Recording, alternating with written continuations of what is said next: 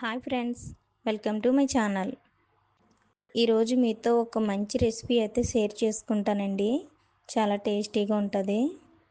Non veg తినని వాళ్ళకి ఎంతగానో యూజ్ అవుతుందండి. ఇది వెజ్ చికెను. ఇది ఆన్లైన్లో దొరుకుతుందండి, బయట స్టోరేజ్లో కూడా దొరుకుతుంది. నాన్ వెజ్ తినని వాళ్ళకి ఎంతగానో యూజ్ అవుతుంది.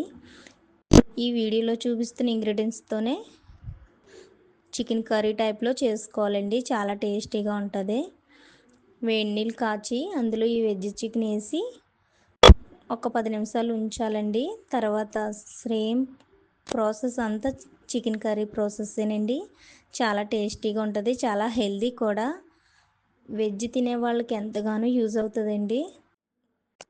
టేస్ట్ కూడా చికెన్ కర్రీ టైప్లోనే ఉన్నదండి. నేనైతే టేస్ట్ చేశాను, చాలా బాగుంది.